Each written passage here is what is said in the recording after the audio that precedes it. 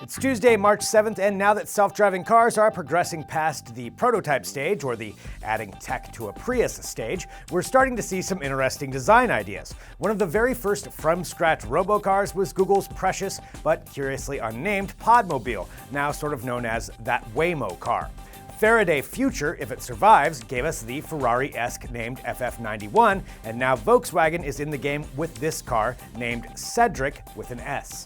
The concept car was rolled out at the Geneva Auto show, and if it makes you think of a certain self-driving car from a movie made in 1973, well, we always knew Woody Allen was a genius. Sedric features comfy seating, a giant OLED screen for entertainment and navigation, and no steering wheel, pedals, or driver controls of any kind. Sedric is all electric and is meant to be sort of a lounge on wheels, although we thought that's what that concept VW Microbus was. Silly us.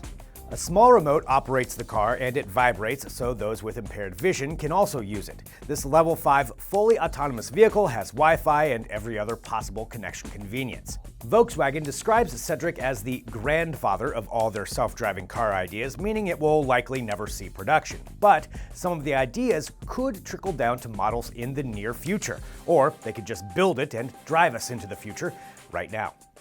Remember how Google, now Alphabet, made sure to mention that the original Pixel smartphone had a headphone jack right when Apple courageously said the iPhone 7 would not have one?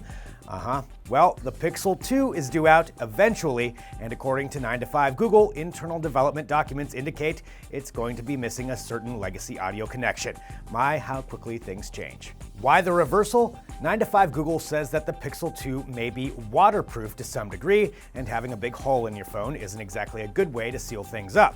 It could also be a case of competition, as some smaller market Android phones are now foregoing the jack while major phone makers, except Apple, continue to wrestle with the idea.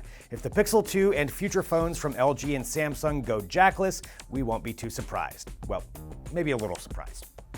If there's been a flaw in the rollout of Nintendo's Switch gaming system, it's the often reported issue of the left Joy-Con, or game controller, dropping its Bluetooth connection. Annoying, right?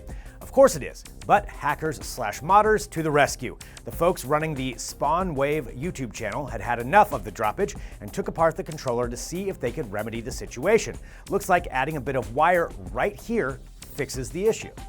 Now we should note that soldering irons and steady hands are required for this mod, which Spawn Wave takes about a half an hour to explain and cautions people not to try at home. So take it over to that friend who's still building his own tech and have them do it, right? You can check out the whole procedure at the link. And that's it for DT Daily today. We've got more news on our Facebook page and YouTube channel, where you can watch a replay of our latest Close to the Metal podcast, all about the AMD Ryzen CPU series. That's it for today. Thanks for watching. We'll be back again tomorrow.